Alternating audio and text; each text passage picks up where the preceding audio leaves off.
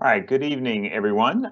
Welcome to our first ever 9th and 10th grade parent meeting. I'm Michael McDonough. I'm the principal here at Bel Air High School.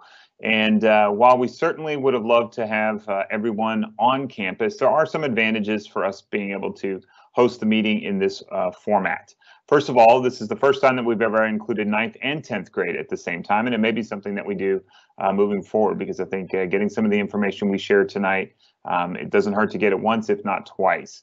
But it also allows us, because we were disrupted last year with the COVID setting and really nothing really on campus at all. I'm worried that many of our 10th grade families and students, sometimes many of them still feel like freshmen maybe, and that they're still learning a lot about the school and looking for tips and different things as we all have transitioned back onto campus.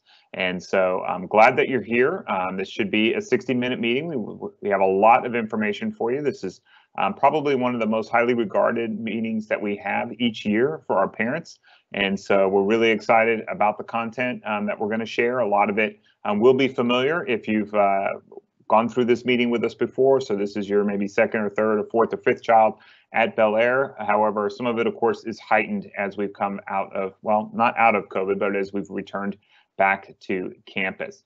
So let me go ahead and get started. And joining me this evening will also be our lead counselor, Trish McGilkey, Counselor Charles Lawler, and then our Dean of Instruction, Debbie Campbell. So you'll hear from each of us tonight, but I'm going to go ahead and get us started. Let's make sure everything moves pretty well. So one of the things that's important to us is that we are, the transition from middle school to high school is one of the most powerful in a young person's life. Not only just for part of the maturation process that happens during this time, but then also the different pieces that are part of it. And one of the things as we begin our transition program is it's a very deliberate program. It starts with Cardinal Kickoff that we had last year. And if you're a 10th grader, you might remember it from the year before in 2020. But it goes through the summer and to different contact points. And so one of the things that's important to us is that we have a lot of those touch points with you and with your children, going through the Remind group, Cardinal Camp, all of these different pieces. Because what's important in traveling from middle school to high school is, of course, the young person. And a lot of the things remain the same. Some of these different pieces, like will I belong? How will I fit? Will I be able to succeed in high school? I'm going from a block schedule to an everyday schedule. What's that going to be like? And if you take these things, which are a normal part of the transition into high school, they're really at an exponentially tougher level coming out of COVID.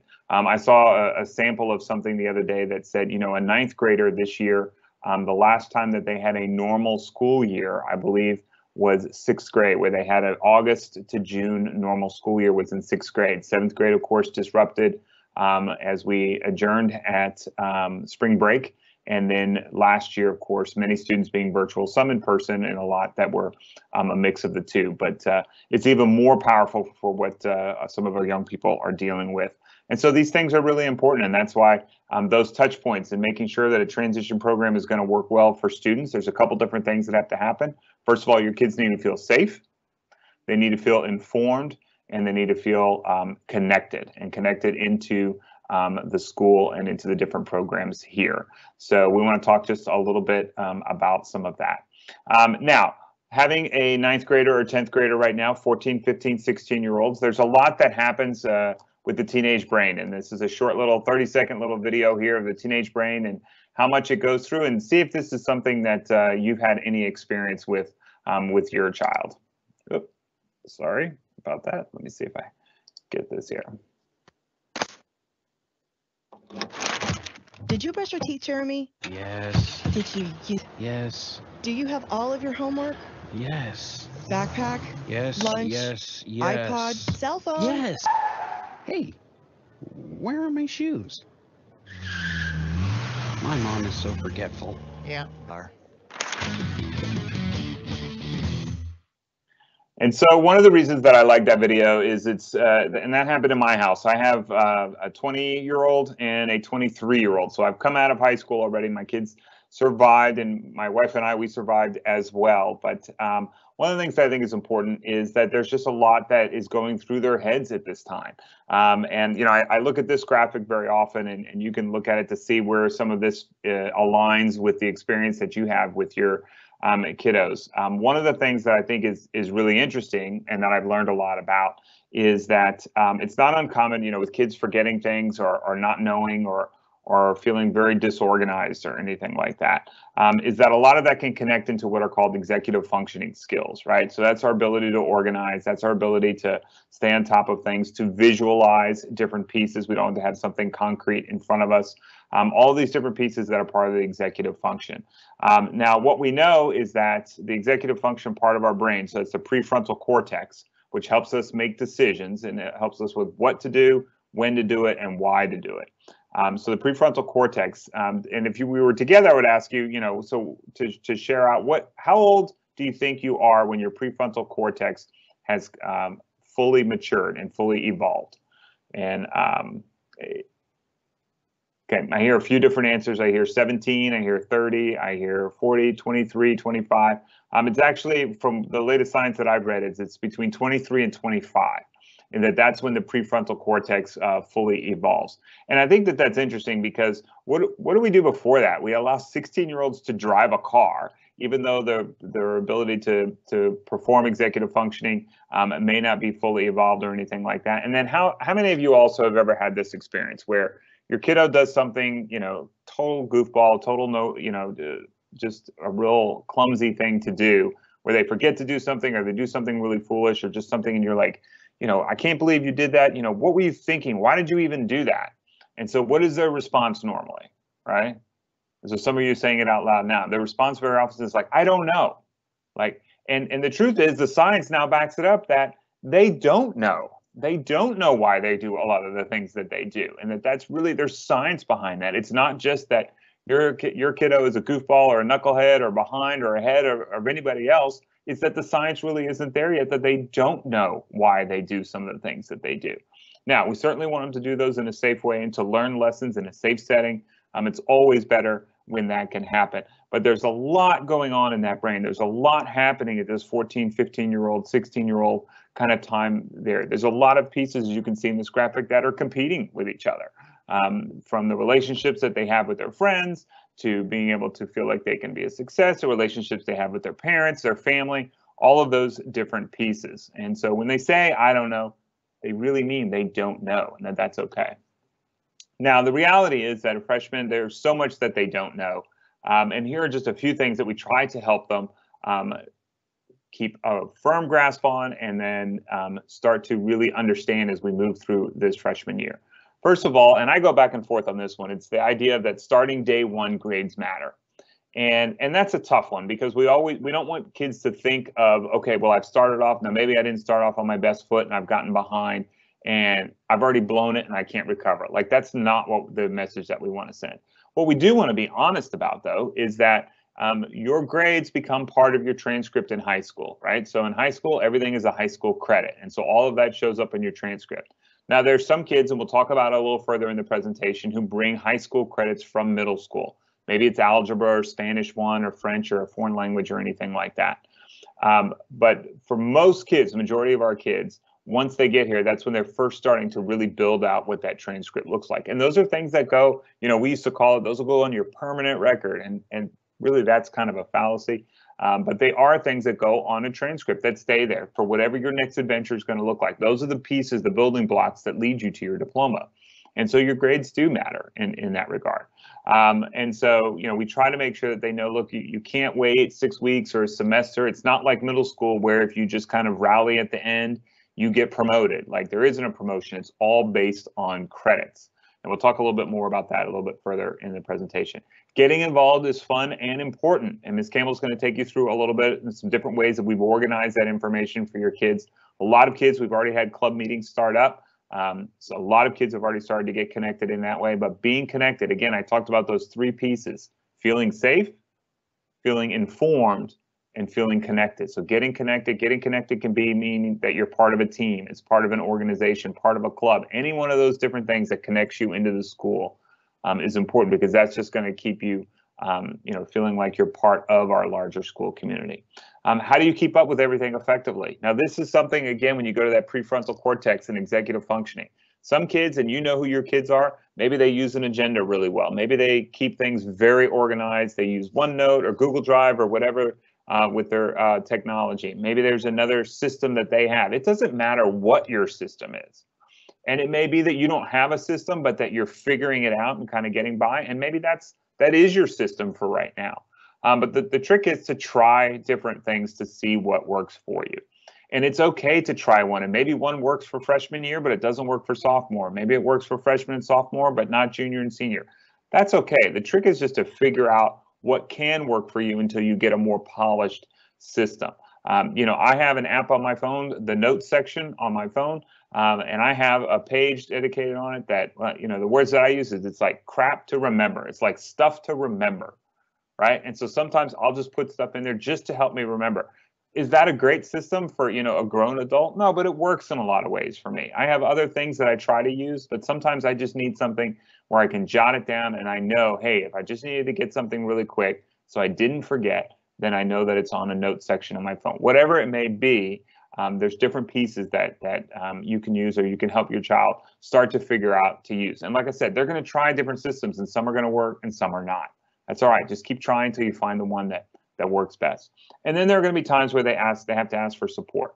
And that's tricky. I'm going to talk about that a little bit more in just a second. But where this comes into play most often with our freshmen and sophomores is a lot of times when kids start to get overwhelmed or feel overwhelmed, like around homework, right? So, boy, I just feel like I'm just getting pounded. I've got a lot of homework, especially compared to last year, right? So in a COVID situation, especially virtual, maybe it didn't feel like there was quite enough or not quite enough. That's not the right word. Maybe not the usual amount of assignments or learning demonstrations of learning that you were used to in a typical year. And so maybe you got used to, okay, well, it's a little bit slower, not quite as much stuff. And now we're back in school and it feels like maybe teachers are trying really hard to catch up on things or anything like that. And I'm not sure that's necessarily what it is, as much as it's just a very different speed than what it was last year. Regardless, there are going to be times where you need to ask for support, and that's okay. And asking and emailing for your child to to begin to self-advocate, which I'll talk about, and ask for help, or even if you need to, if you notice something like, hey, they're just feeling overwhelmed, or they've been quarantined, or they're sick, or something else is going on. Reaching out to the teacher and just saying, look, I just need to let you know kind of what's going on. This is what's happening in the home right now. So-and-so, they're a little overwhelmed or anything like that. And our teachers have really developed last year. They've always had, but really developed even more so last year, some flexibility. Okay, so let's look at how maybe we can modify it or how we can accommodate or how we can extend a deadline. Because what our teachers, and we really push our teachers on, is making sure that we're looking for mastery. And mastery doesn't necessarily have to be in a specific moment, like by this amount of time. I mean, there is content that we have to cover and we do have to assess it. But there's also flexibility built into that. And so I've seen teacher after teacher say, okay, you know what? It was supposed to be due Thursday. How about if I give you through till Monday or something like that? Or let me see if I can accommodate or modify it in this way or another. But it's asking and starting to reach out. And that's not always easy. And we know that. But we try to really make sure that our kids and our parents, and this is a message I would want you to take to your kiddo, is that it's okay to ask. What's the worst that can happen if a teacher says, look, I really need to stick to this deadline, but here's what I can do to help, maybe come a Cardinal hour, any of these pieces. But it is a partnership. It is a partnership with your kiddo to make sure that they graduate. We want them to graduate from Bel Air. I want to shake their hand at graduation. It's my favorite day of the year. The way that I know that we're best to be able to make sure that the most kids get across and feel good about what they've done is when we work together. And the best way for us to work together is for us to hear from you, especially when something doesn't seem right or you need a little extra support. So I talked a little bit about self-advocacy. I'm going to talk a little bit about time management and permission to make mistakes. And so in terms of the self-advocacy, this is really what we ask parents to help their kids with, is learning how to advocate for themselves and really reach out to teachers or reach out to the adults on campus to advocate if they're having trouble. One of the things that all of our freshman English teachers do the first week of school is they teach kids how to send an email within HISD, right? So some of them may have learned this through COVID or anything like that, but it also just helps them, okay, if you need to reach out to a teacher, let's practice how you do that. Let's practice how you send an email. how you find their email address, how you send it to them. I get emails from kids. So all of those things, them learning how to start to advocate for themselves. I know mom and dad, grandma, grandpa, aunt and uncle, everybody. I know that there are times where we want to go to bat. And maybe in middle school, we had to do that a lot. And in elementary school, we certainly did because they were very young. But in high school, they really need to start to learn this. Now, here's a little tip that I give families a lot of times. If it's just, inside you, mom or dad, and you're just like, no, I need to help them. I need to write that email to the teacher. I need to reach out to them. Please do your best to try to hold off on that. Here's what I suggest you do instead, is sit down with your kiddo and say, okay, so what is it that you want to say to the teacher? And they're going to say it, and it's going to be herky-jerky, and it may not be polished, and you can help them polish it, okay? You can sit right next to them as they're writing it. You can even help ghost write it. But really what needs to happen is the kiddo needs to have that email and that content come from their email account and go to the teacher so that that connection and that relationship starts to develop. If it's always between mom or dad or the adult and the teacher, then the kid, who's the one who really has to do it, and who has all the information, really, the most information, because a parent, you guys only have what the kids tell you until you talk to the teacher. And the teacher has their point of view. The kid's the one that has to walk that walk in between both and make sure that they're getting things done. That's the one that we really need to make sure is included and an invested part in that. And that's a part of high school. So again, you want to sit right next to them and talk through what is it that you want to say. Okay, let me help you with how to kind of say that. I did that with my kids. You're more than welcome to do that. You can ghostwrite it right next to them and practice it or anything like that. But please, I really encourage you, give them that autonomy and that ability, that opportunity, that window to self-advocate for themselves, because it'll pay off. They'll become more comfortable doing it, and then they'll start taking care of it. Their time management, that's a big piece in terms of finding balance. If they're taking all pre-AP or advanced classes, and they're playing guitar, and they're studying karate, and they're playing soccer, that's a lot to balance. And so I think, one of the things I talk about at Bel Air High School, because we're so large and because we have that flexibility in our master schedule, is that we can groom an individual schedule for each kid. And so if there's a kiddo that needs to find some balance by taking a college prep, a CP level class, or an academic level class, just to try to find some balance in there, that's something that we can do. And I know sometimes we get hung up on like, well, but I don't want them to miss out on something or anything like that. A lot of times it's for a semester, or maybe it's for a year, and then we make some adjustments or anything like that. That's a normal part of transitioning into high school. And so it's also the time management where it comes in. If a kid's just overwhelmed, that's where the kiddo, again, trying to help the kiddo do it, but the kiddo starts to reach out and say, I'm really feeling overwhelmed. How can I manage my time? Or going during Cardinal hour to the teachers. They're all in their rooms during lunch at least twice a week to be able to say, look, let me help you kind of get this organized for how to prepare for one of my tests or prepare for class, the best ways to do that. And then the last is a permission to make mistakes. We want our classrooms to feel safe for kids to take academic risks. Now, that takes time because it involves trust. And so kids feeling that right now, they may not be there yet. That's okay. But we hope that continues to build over the semester. Now, here's the other piece where I think I want you to really work with your kiddo on giving them permission to make mistakes. And I know, I've been the principal at Bel Air. This is my 10th year. I've been a high school principal for 13 years. I know that the pressure and the thing, oh, well, they're not going to get into UT, or they're not going to do this if they make a mistake. I can't allow them to make a mistake. And what I would ask you to do is to back that up for a second and think about all of the powerful learning that we've done in our lives and all of the things that we know that we've gotten really good at, or that we have been very memorable and very powerful for us. And think about them. Did we do them perfectly the first time? No, we had to make mistakes. We had to make errors. We had to stub our toe and bomb and fall on our face very often. And that's how we learn. And it's hard that our education system very often stigmatizes mistakes. And so maybe what I'm saying feels very contrary to what you think is the real experience. But here's what I'm going to challenge you to do. All right, is I'm going to challenge you with HISD Connect. It used to be GradesBeat, but with HISD Connect is to log in when you log in to keep up with your son or daughter's grades. Here's what I'm going to ask you to do. Now, how many of you, I would ask you right now, how many of you log into that every day? Raise your hand if you log into that every day. So I'm going to take it that many of you are doing that. In an auditorium, that's where you would be taking a risk yourself because you'd be showing others that you log in every day. Some of you may log in every couple days. Some of you may never log in. Here's what I would say, and I don't think it's one or the other. It's not a binary situation where it's either every day or never. There's a lot of middle ground in there. Here's what I would say, and here's a scenario that I'll paint for you. And this is really important to me, and I really want you to consider doing this. Okay, is you can, if you log in every day, and some of you log in multiple times a day. Okay, think back to when you were in school. All right, so I'm going to think back to when I was in high school. If I bombed a test, when did my parents find out? Right? So when I bombed a test in high school, my parents didn't find out until I told them or the teacher told them, right? So the teacher told them or I told them. But I was 50% of that, so I was probably more likely in control of that. Okay, now we have a kiddo, they take a test second period. The grade gets, the teacher grades them. Maybe they put it in that day or the next day, right? And so let's say they put it in immediately. Kid takes the test first period. By fourth period, the grade's in there. Lunch comes. It's cardinal hour. He's sitting with his friends, and then he gets a text from you or from, text or a phone call. What happened on your algebra test? I just saw the grade that was posted.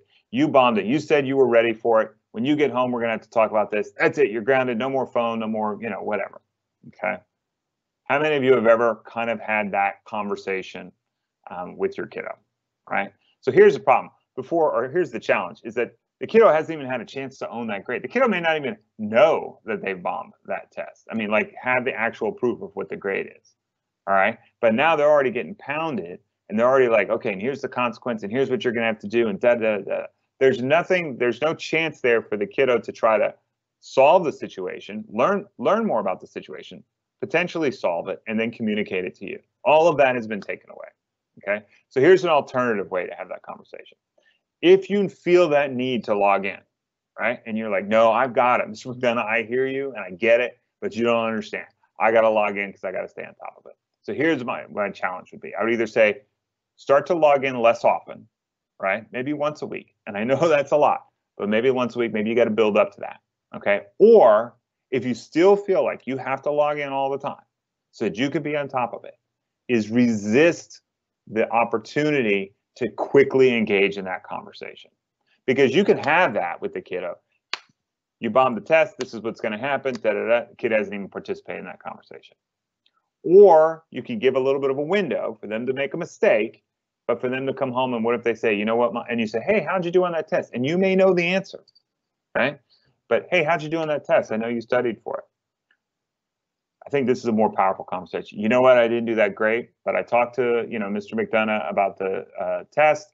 I know what I bombed on it. I'm coming to tutorials to make it better. I'm doing test corrections, and I know how I'll do better next time. That's a much better conversation to have with your 14 or 15 or 16-year-old, right? That's a lot more pleasant than to have the other conversation. Allow them a little bit of that room to kind of follow up so that they can start to learn how to solve it. Like, I know what I bombed, but I know how to make it better next time. That's a better way to have that conversation. So that's a test that I have for you. Some of you won't take it. A lot of you will. I get a lot of feedback on this, that it has helped. So I hope that you'll consider that. Moving on, I just want to see if you've ever had this conversation, because this is the best advice I got when my kids started to become teenagers was from my aunt, who was a little bit older than me. And she said the most important thing that, Michael, is, she didn't call me Mr. McDonough, she called me Michael, but she said it's just to keep the conversation going. So I want you to tell me if you've ever had this conversation. This is a real life conversation with one of my daughters. Okay. Hey, do you want to get Chipotle or Taco Cabana for dinner tonight? I don't like Taco Cabana. Okay. Then I say, oh, come on, you used to love it. She says, I never liked it. You're the one that always wants it. Why is it always about you? And I'm like, wait, what happened here? You're so frustrating. Okay. How many of you have had a conversation like this? You think it's something nice and simple. Hey, what are we going to have for dinner? And it completely turns into something, and it's about you, and you're so frustrating. And you're like, where did that even come from? Okay. That's happened in my home. Maybe I'm the only one, but I think there's some of you who've had something similar along the way. So this is a quick 2-minute video called It's Not About the Nail. And I want you we're going to watch this real quick, and then I'll take you through kind of why I think this is can be really powerful. It's just, there's all this pressure, and sometimes it feels like it's right up on me, and I can just feel it, like literally feel it, Ed, and it's relentless. And I don't know if it's going to stop. I mean, that's the thing that scares me the most, is that I don't know if we're going to stop. Yeah. Well, you do have a nail in your head. It is not about the nail. Are you sure? Because, I mean, I'll bet if we got that. Stop trying to fix it. No, I'm not trying to fix it. I'm just pointing out that maybe the nail is causing. You always do this. You always try to, when what I really need is for you to just listen. Yeah, see, I don't think that is what you need. I think what you need is to get the nail See, out. you're not even listening now. Okay, fine. I will. It's just, sometimes it's like, there's this achy, I don't know what it is. And I'm not sleeping very well at all. And all my sweaters are snagged. I mean, all. That sounds really hard. It is. Thank you. Ow! Oh, come on. If you would just. Try to see things my way. Do I have to keep? All right, so I love that video because it talks just about, it's not about the nail. And I think that as parents, I'll just speak again for myself, so often we find ourselves wanting to solve the situation. And very often what we just need to do is just to make sure that we are continuing to listen in and keep that conversation going. So here's an example of when I'm at my best with my kiddo of how I kind of go about that. And, she may start with, hey, Mr. Andino is so annoying. And I'm like, do you want to talk about it? What's going on? I don't know. He gave us a project due the same day as our test. So, man, that is so Andino. And she's like, I know, right? Word. Okay, so my point in this is that I'm not trying to solve the situation. Here's what you should do with Mr. Andino or anything like that. Sometimes we just need to listen. It's not about the nail. It's not about fixing it. It's not about making it better. It's just listening so that we can keep that conversation going. And sometimes they'll start to figure out what their solution is or what the next piece is to figure out, how to make it work. So it's not up to us to always solve it. One other piece, I just want to make sure that attendance is always the #1 indicator for success. We know that how important that is, but making sure your kids get to school. The last thing I'll do is give you some homework. There's all these different people. We really believe that we have a team of people here on campus to support our kiddos. It really is a team between myself, teachers, assistant principals, counselors, IT support, college center nurse, social workers, all of our support staff, all of our clerical staff. They're all here with one purpose, which is to support kids through their different roles. And so here's my homework for you, all right, is when this meeting is done, I want you to go to your son or daughter, and I want you to say, look, push come to shove, if you were in a bind, right, you're in a pinch, and you needed the support of an adult, if you needed to go to somebody on campus, who would it be?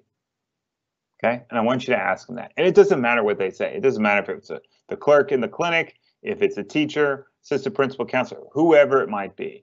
But every kid, this is so important to me, I give this homework every year, but every kid needs to have an adult on campus that they feel like they could go to.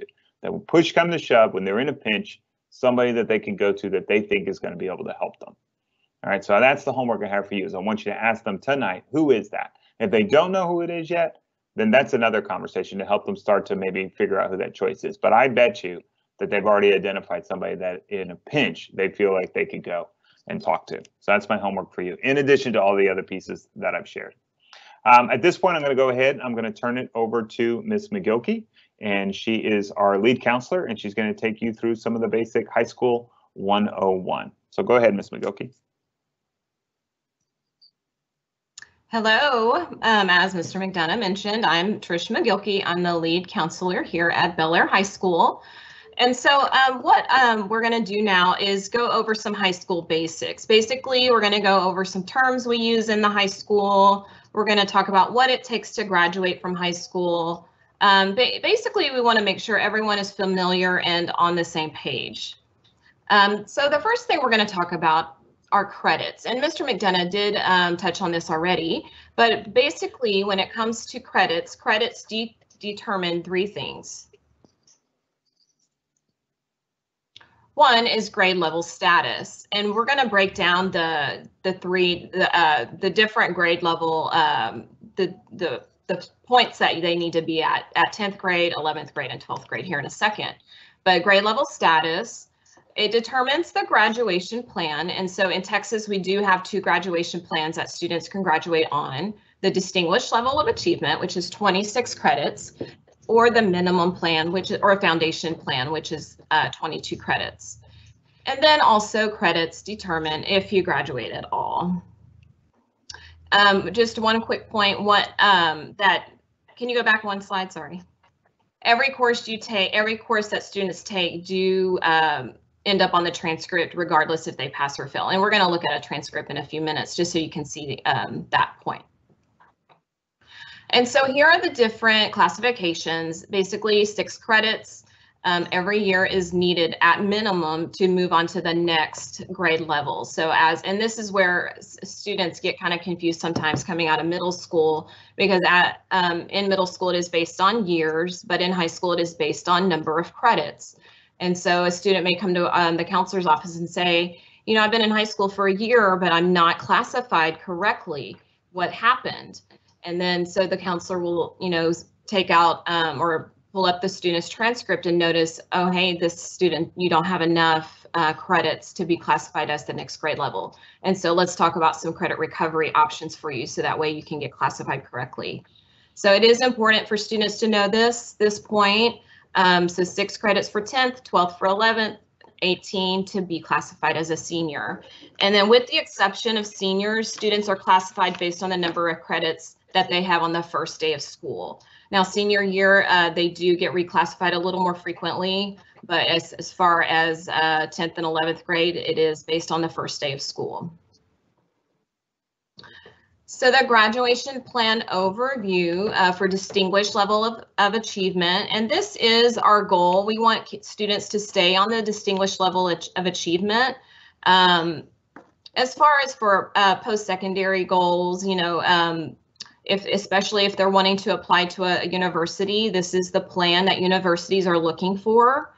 So it's and we're going to break this down on the next slide, but it's a 22 credit foundation graduation plan plus the 4 credits for their endorsement. And that comes from, it could come from electives or additional math, science, social studies credits. And that equals the 26 credits. And this 26 credit plan could make them eligible for automatic admissions. Okay, so we want to break this down, make sure everyone's clear on what it takes for the 26 credits. So it's 4 years of English, 4 years of math, 4 years of science, social studies, 4 years. So we call that the 4x4, the 4 core subjects.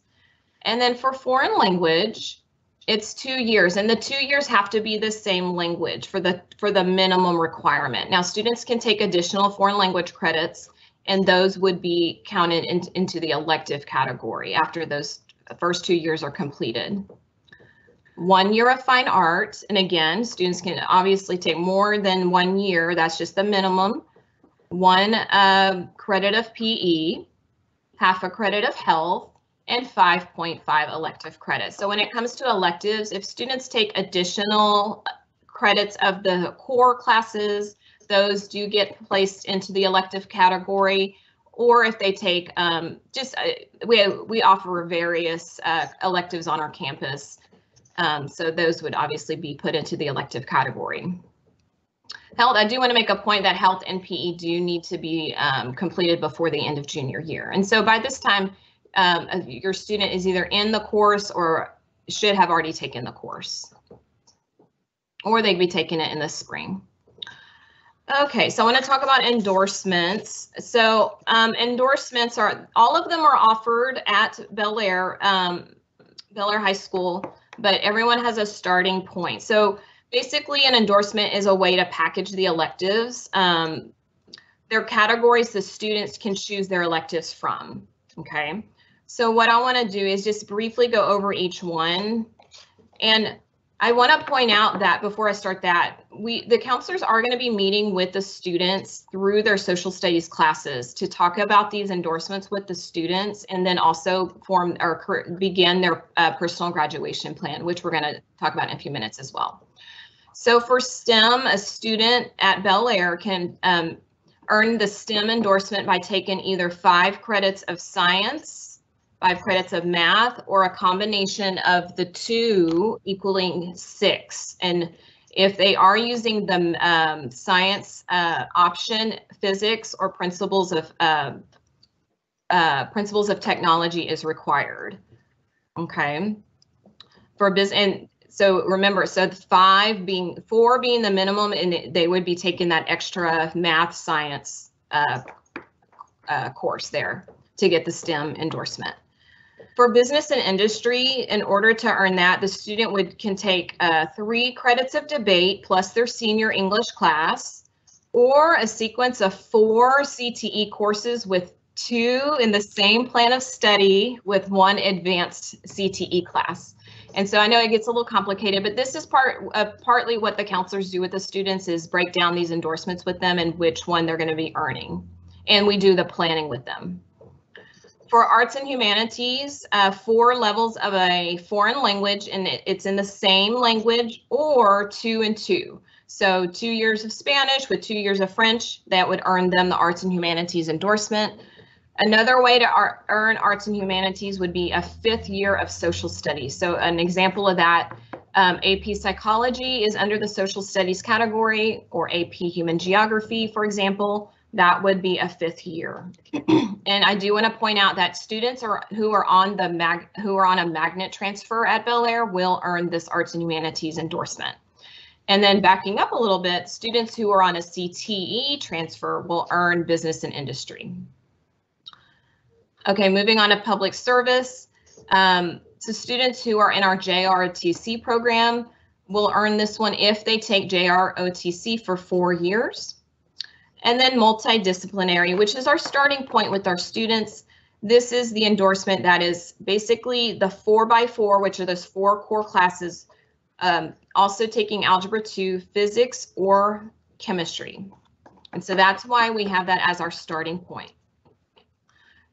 Students can add or change endorsements throughout their time at Bel Air, beginning sophomore year.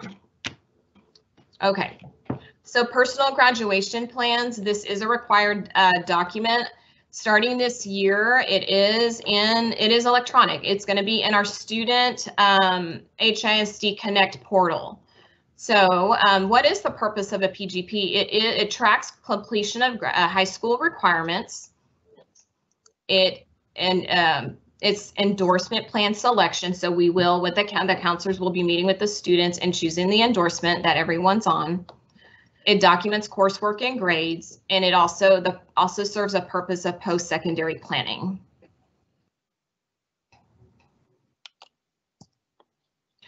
In the portal, so students are getting used to checking their HISD Connect portal where they see their grades. They're going to be logging into their portal and clicking on forms on the side. And so that personal graduation plan, when the student clicks on forms, the student will see it there. Now, I'm not going to walk you through the actual process of that tonight, but I do want to say, like I mentioned, we will be meeting with our students through their world geography and world history classes to complete this or get this started, basically. And then after they do their portion, next slide, please. You will also have a portion to complete. And so basically after the student completes their portion, we will ask you to log into your portal, which is houstonisd.org/parent portal. And you will click on PGP dashboard and you're going to verify their information. Basically, you'll see everything that they entered, and then you'll check a box to say that you're okay with electronic signature, and then you'll type in your name. So this portion of the PGP process will be very important, because without the parent portion, the PGP is not completed. And so more information on that will be sent home. And I believe, Ms. Kimball, are we putting it in the chat, the actual forms tonight? Okay, yeah, so in the chat, we're going to be posting 2 PDFs of how to do this here in our meeting tonight. And then also, so one PDF is the student portion, and then the second PDF is the parent portion. And then it'll also be placed on our website as well. Once we begin the process of meeting with the students, we will we will push information out on our social media and our website, so you are aware that the students have already completed their portion. Good evening. I'm Charles Lawler. I'm the counselor for the last part of the alphabet, letter U through Z, and I'm going to continue to talk about some of the things that we will be beneficial in learning about how we do business. Part of what we need to understand, in high school, there are 5-star exams that are required for graduation. It'll be Algebra 1, the English 1, the English 2, the Biology, and the U.S. History. All of these exams have to be taken and passed, or you have a waiver for them, and that's something I'll talk about in just a minute. The next point we have is, what is a grade point average? You'll see on transcripts identifying information. It may talk about HADV, and that's the new designation for a pre-AP class in HISD. So it basically stands for Honors Advanced. Could be, and those will be, an A is a 5-point, B is a 4-point, C is a 3-point, D is a 2-point, F is a 0. And you'll see that for the HADV courses, the IB courses, the AP courses, and the dual credit classes. The college prep classes and the academic level have a A for a 4, B for a 3, C for a 2, and a D is 1 point, and F doesn't calculate any points either. And so when you're calculating your GPA, you're going to take, I go down, I create an Excel spreadsheet, and I just write down all of the grades in the course from the first grade to the last grade. And then I'll take the total number of points based on that. And like I'll put the A, and then I'll put the number of points on it, and the B, the number of points. And then I just divide that by the total number of classes, and that will give them their rank in GPA after 6 semesters of high school. So at the end of the junior year is when we start beginning the first ranking of the kids. And then the senior year, there'll be another couple, one the first semester and the second, another one the second semester. The last one will be in the February of the second semester of the senior year. Credits earned in middle school do appear on the transcript. High school classes, let me rephrase this, classes earned for high school credit do appear on the transcript, but they are not calculated in the GPA. So anything you take in middle school will not be calculated in the GPA, but if it is a high school credit, as Mr. McDonough talked about, some of the foreign languages are taken in middle school for credit. Sometimes we'll see theater classes or debate classes. Those are on the transcript, but they aren't necessarily calculated. They are not calculated in the GPA. College admissions. I love this analogy, the cupcake analogy. And so you have 3 parts. The first part is the cake. This is the numbers like your GPA, your class ranking, your SAT or ACT scores. And then the second part, you have the icing, which are the student essays and recommendation letters. And the third part, you have the sprinkles, extracurricular activities and volunteer experiences. And what's important about this is that it's not just one factor that determines whether you get into college or not. It's a balance of factors, from numbers to your extracurricular activities to your recommendation letters that you get from your teachers and counselors. All of this helps in building your application for college.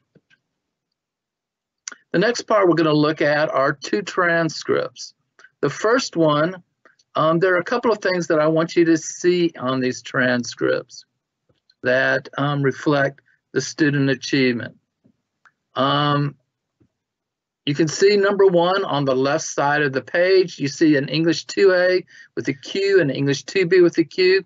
You notice in the grades there's a 76 and a 64. Okay, in HISD we yearly average for credit for semester 2 year-long courses. So you have a first semester class and a second semester class that averages out to 70, and that gives the student the credit. You'll see that on the side where you see a CR with 0.5 with a Y next to it. That means that that class has been yearly averaged. Moving down the page into mathematics, you see in 2, you see beside Algebra 1B, Q, there is an NG. NG stands for no grade. And what that means is this student has probably had excessive unexcused absences. That would be 7 in the first semester, 8 in the second semester. That is causing them to be denied credit. They could do credit restoration and earn the credit back, and then that credit will be restored. Number 3, you see 2 grades that have been repeated. You have an Algebra 2A was a 59 and credit was denied. Then you have an Algebra 2A with the R. That means Algebra 2A was taken in summer school for a grade of 91. That credit was given credit for that. But notice that both of them ended up on the transcript. All grades that a student earns in high school end up on the transcript. The next point we wanted to point out was for number 4, you see that this student has 13 total credits toward the 22 or the 26 that the student needs for graduation. What's important about this is you can see that this is the student's 4th year in high school. So they should be a senior, right? But we know that in order to be a senior, you needed 18 credits. And this student is at 13, so they are still a junior in high school. And the last point we want to talk about where the star scores were located on the transcript. You see under test information, you see English 2A. Remember a minute ago I talked about a waiver. For example, if a student took a star last year or 2 years ago, passed the course, they were given a waiver. They did not have to take the star exam. So some of your kids may see the W's on their transcripts, which means they have been given credit for it, and they don't need to take the test in order to graduate from high school. And a minute ago, Mrs. McGilkey was talking about endorsements. You can see at number 6 at the bottom of the page, the arts and humanities endorsement. That is where this is located on the transcript. Some of our students have the multidisciplinary, some of them have the STEM, some of them have business and industry, but this is where we put the endorsements on the transcripts. The next part of the presentation is student involvement and connections, and Mrs. Campbell will be helping us through this last part of the presentation. Hi, everybody. Well, my part's kind of the fun part, and one of the parts that our minds don't always go to immediately when we think about high school because of all the grades and what all comes with the classroom experience. But one of the reasons why you probably chose Bel Air was because of the incredible extracurriculars and co-curriculars that we have.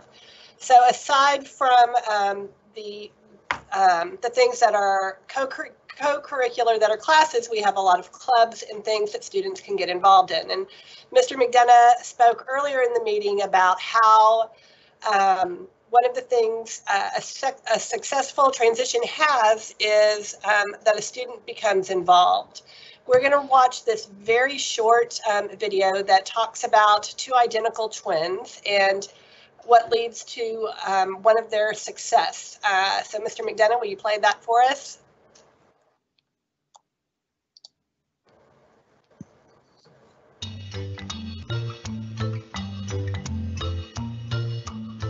It's funny how some problems go unresolved while everyone's concerned and involved. They search for the answers while they're multitasking, when the problem just might be the questions they're asking. This is an egg, this is a chicken. Both are delicious, one's finger licking. But the question again and again is which one came first, the egg or the hen?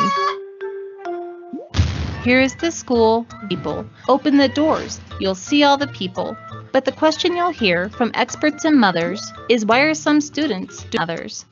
Let's look at 2 students, identical twins. One's disconnected, the other dives in.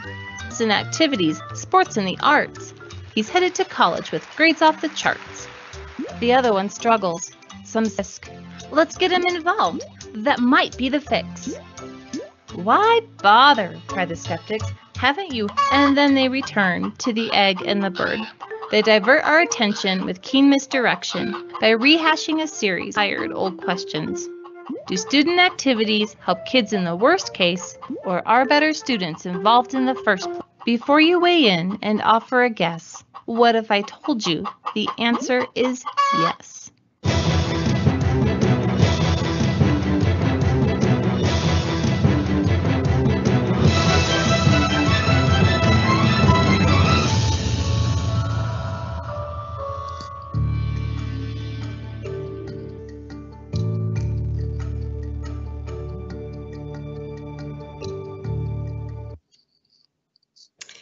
Okay, I hope a couple takeaways from that video are that through our clubs and our activities, it's really where your kids are going to connect to a lot of their passions, where the things they're learning in the classroom can be applied. And it's something that we really stress. And there are several different ways that your kids can find out about the clubs and the activities and try new things. And I want to just point out where you can sit with your kids and go through some material where you can kind of keep up to date about meetings as well. But first we'll start on our website, just under the main ribbon, there is an activities a place that you can click. And there you're going to see clubs, activities, and from that, you're going to be able to pick the clubs tab. Now, we've just published a new clubs guide that you can go through with your students, and we update this guide every year because our clubs change every year, and we have additional clubs that will be added to this guide within the next 2 weeks too. We have a number of student organizations that have requests in to join, and so in this guide you can find the name of clubs, what their purpose is, when they meet, who their sponsor is, and that's important information because if you need additional information, you can email the sponsor. They're very happy to interact with any of our families, but it kind of gives you that jumping off point with your kids to encourage them to get more information. Now, in addition to the guide, there are additional ways your kids can find out about clubs and meetings. Mr. McDonough at the end of second period every day does announcements across the loudspeaker. So they hear announced what all clubs are meeting, any events that are coming on. So, you know, that's an auditory way they can hear. There is also a digital announcement board that they can access on the homepage of the website. We also put links to it on Instagram and Twitter that show, that have graphics that tell about the meetings that are coming up, when they are, where they are, so the kids can kind of make notes and know where they want to go at lunch. And so if your son or daughter has not attended a club meeting, I would put that as a goal for them. It's a great way for them to meet people, make friends, and as I said, get connected. So that's a little information about our clubs. The next thing I want to make sure that you're aware of is the Cardinal's Nest, which is what I kind of think of as our website on training wheels. Our main website is very, very heavy on content. We try and provide every answer that we can think of for you there. The Cardinal's Nest has just the basic jumping off information for you. A couple of things you really may want to check out are the resources under our study aids, things and ways that students can get organized. A lot of times, you know, they come home and they're not sure why they're not being successful, but just asking some probing questions, you know, about organization and study techniques. And there's a lot of brain science and information out there that wasn't even available when, you know, most of us went through school. So it's very interesting to check out and a good resource for you to look at. Another place on the Cardinal's Nest that is really great for you to look at, and I don't think I have a slide in here of it, is where we discuss tutorial days. It'll give you the content area and the days that that content, say English offers tutorials. Many of our teachers offer the tutorials every day, and it's just, but there are specific days that are dedicated to each content area. It also addresses retakes, and if your student, what our retake policy is at a minimum, If a child needs to retake a major assessment, they can do that up to at least once during a 6 weeks period. Again, the retake policy is written out there. Help your kid advocate for themselves. A lot of times the kid just thinks they're one and they're done. Going back and saying, hey, how could we maybe learn this material and take another try at it, and reaching out to the teacher. So that information is all there for you, and I just wanted to point that out. Okay, next slide. And then I just want to make sure that you're aware of Houston Connect. If you are not sure what your login code is as a parent to get to your son or daughter's information, you can email your child's counselor and they can get you your access code and password. And then another resource is Naviance, and Naviance is something that you will learn about as you move through each year, closer to senior year, but a lot of transcript requests and everything for college and college apps go through Naviance. But Naviance also has some other really cool things about exploring careers. It has interest inventories. So if they're saying, I have no idea what kind of club I want to join, well, let's just take this. Let's see some of the things you might be interested in. So Naviance is a good place just to kind of go in and look around. And then finally, I really want to make sure we work really hard to make sure that you guys get all of the information that you need in a timely manner. There are places that you can go to retrieve information. That would be our website. Also, social media, you can go there to learn, but it also pushes the information to you. And then I'm hoping everybody on this call has joined Remind and gets our class-specific texts. They are different depending on which class you are in. You text the same number, 81010, and if you are graduating, if you're in 10th grade and you're graduating in 2024, it's at cards 2024. And if you are a freshman, a new family with us this year, it's at cards 2025. And with that, I am going to turn it back over to Mr. McDonough. Sure. Thank you. Thank you, everyone. And there are a few questions that came up in the chat. I do want to take you through just a little bit of information here. One of the things, again, that we try to make sure we get out to everyone is important dates and information. And these are a couple of when we have some unique large testing events here on campus. Then we, in high school, we are able to have late starts, and those are generally for the students that are not testing.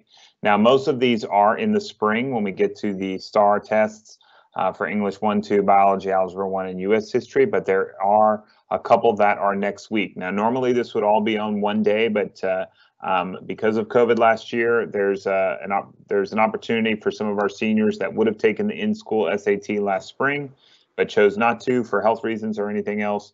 The district and College Board has allowed us to have one other opportunity. So, and we'll give you a detailed schedule of what this looks like in the Cardinal e-news that will go out this Friday. But just to go ahead and put on your radar, next Wednesday and Thursday, we do have some altered schedules for testing.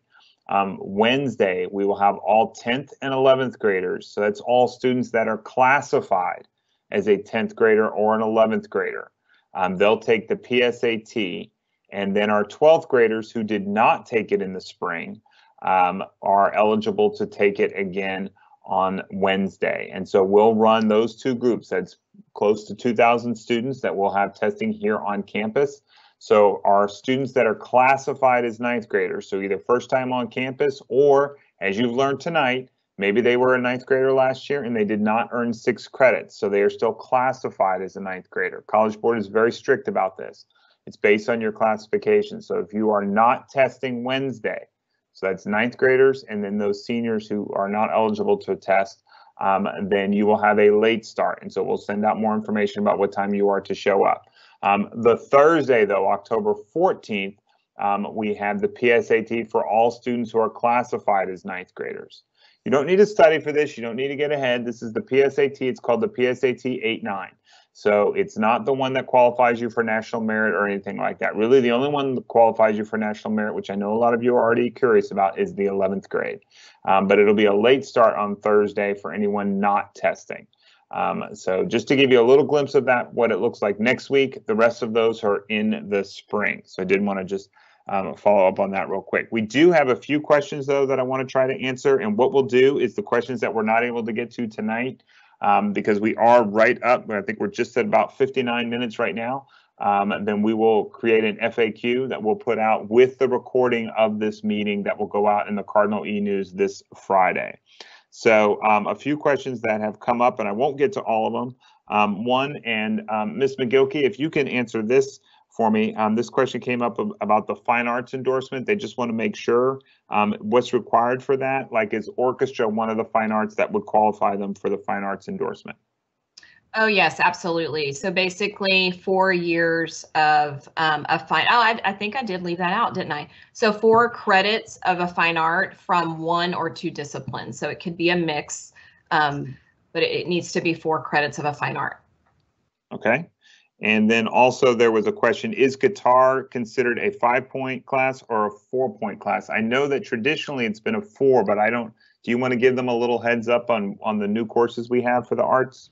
So the fine arts, yes, the first 2 years are they're going to be a 4-point class. Now we do have some new honors fine arts numbers that we can use and offer to students.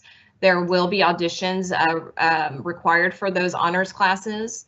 And so that is an option for 11th or 12th grade. But for 9th and 10th grade, they would be 4-point classes. Okay. And then this question is about how the GPA impacts rank. So essentially, the higher your GPA, the higher your rank is. And as we said in the presentation, you get your first rank after 6 semesters, and that's in HISD. Anything before that you might see on a report card or Naviance is a complete estimate. The only ranks that you're eligible to use for any kind of college application, the first one you get after 6 semesters, so you get that at the end of June after your junior year, so before your senior year. It's called the unofficial preliminary rank. Then in October, and ours are going out, I believe, this week. In October, you get your official preliminary rank. And then in February, you get your final rank. And so there's 3 different ranks that come out. Now, students can use any one they want. If their unofficial preliminary rank that they get at the end of June is the one that they like and they think, hey, this is as good as it's going to get, they can use that for their college applications. If they want to wait for their October one, and maybe that one's better, then they can use their October one. Most college applications are due the earliest they're due is November 1st or October 15th. I think some are October 15th. So we get the rank out before that so that you can then decide, do I use my unofficial rank after the 6 semesters or wait for 7? But all of that is covered when we do a senior parent meeting. Tonight is freshmen and sophomores, so don't worry too much about rank and everything, what that looks like yet. The higher your GPA, the higher your rank. That's what you can take away at this point.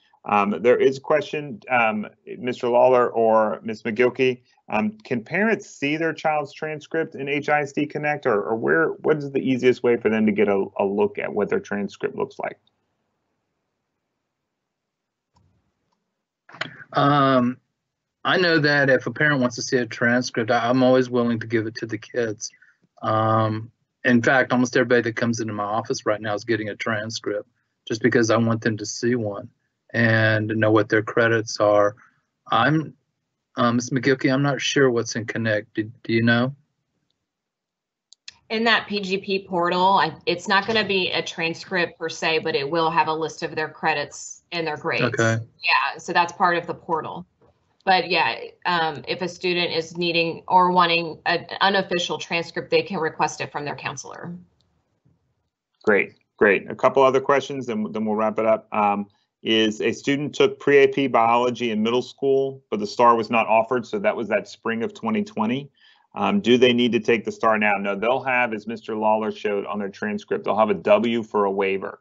So the spring of 2020, any STAR exams, now if you've got a 9th or 10th grader, it was probably one of those, probably Algebra 1 or biology.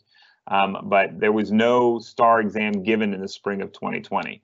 And so the state said that as long as the student passed the course, then they would be credited. It's called a waiver, but they would be credited for having completed the requirement for graduation for that subject area. So a biology kiddo, that kiddo that took biology in 8th grade in middle school, didn't take the STAR because it wasn't offered, but passed the course, will go ahead and have a W on their transcript and be credited. They will not have to take that biology STAR test again. And then another question, and this is a good one. If a student got a 95 in the fall semester of, let's say, geometry, pre-AP geometry, or HISD advanced geometry, got a 95 in the fall semester and an 88 in the spring semester, will his grade be averaged out for the year? Meaning, will he get a 5-point credit for the fall and the spring? The answer is no. The composite grading that Mr. Lawler referred to is just to earn credit. That's generally a situation where a student didn't pass one semester but passed the other semester. And so the composite enables them to get the credit. The grade for each semester still stands alone. So even that student who got, let's say, a 75 and a 65, they'll get credit for the course, but they're going to get 1 point, let's say, for the D, or let's say 2 points for the 75, the C, and they'll get 0 points for the F. So in this case, if a student got a 95 and 88, they would get 5 points for the fall semester and 4 points for the spring semester. So I wanted to make sure that that's clear. That's a great question, though. And then let me see if there was one more. STAR scores from middle school. Miss Mulette, M-U-L-E-T, Miriam Mulette, is our test coordinator. And there is a unique login for every family to be able to log into the state and be able to retrieve their test scores. But if that's something that you're looking for, you can, if you don't know how to do that, you can contact Miss Mulette and she should be able to help you with that. And then the final question I would say is, how do sports impact GPA? This is a great question. And so the district has set up something called a pass-fail situation, where part of it is to really encourage kids to stick with programs. So let's say a student is a swimmer and they make A's on that. Well, it's a 4-point class. And so the worry is, well, when I start, my child is a really strong student and I don't want that 4-point class to lower their GPA. Well, what the district has allowed is that after a student completes their graduation requirement, now for PE, it's 1 year. So any classes taken in, let's say, PE, so let's say swimming, after the 1 year credit is made, then they can be turned into a pass-fail, which means they are on the transcript, but the grade is not calculated. There is a grade, but it is not calculated in the final GPA and rank for that student. So it does help them in terms of their GPA as long as they're still performing at a high level. Certainly, if they were a B or C student, we wouldn't want to waive an A that they were maybe making in swim. We would want that to count because it raised their GPA. But that is all taken care of much later. You don't have to worry about any of that right now with freshman and sophomore years. That all gets taken care of when they start to hit their junior and senior year. So don't stress on that right now. I know there's a lot of interest in GPA and rank and how that, what that all impacts. And there is time for that, but we're still in the first semester. We haven't even put anything on the transcript yet. So let's focus on just what that transition looks like back here into from middle school into high school. Last thing, just before we wrap up, is our Bel Air PTO is a wonderful supporter of Bel Air High School. It does it through a lot of different areas where they raise funds and sponsor different programs here on campus. The freshman transition that I talked to you about, from Cardinal Kickoff to the events in the summer, Cardinal Camp, everything that we do during this time, that's all supported through the generous dollars of the PTO, which of course come from you and other sponsors. But we certainly hope that you'll consider joining our PTO. It's reasonably priced. You can come in and be a part of that. All of those dollars, they are so true about this, and making sure that those go right back into the classroom for our kids, and also opportunities with over $450,000 awarded in teacher grants. And then there are also summer study scholarships that are available every year that are amazing with what our kids can do.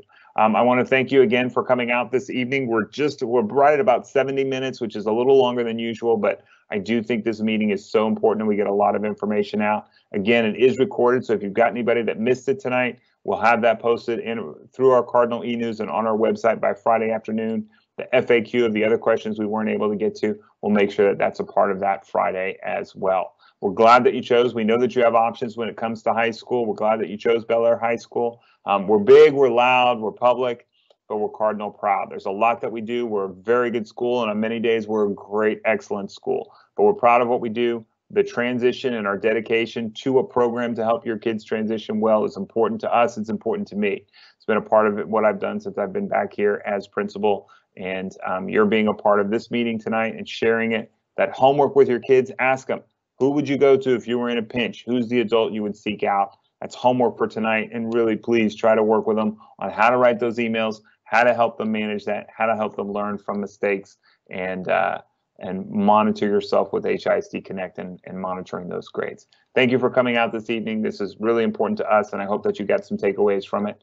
And stay in touch with us, stay connected, and we'll make sure that we have a great year with your kiddos. All right. Thank you so much, and good night.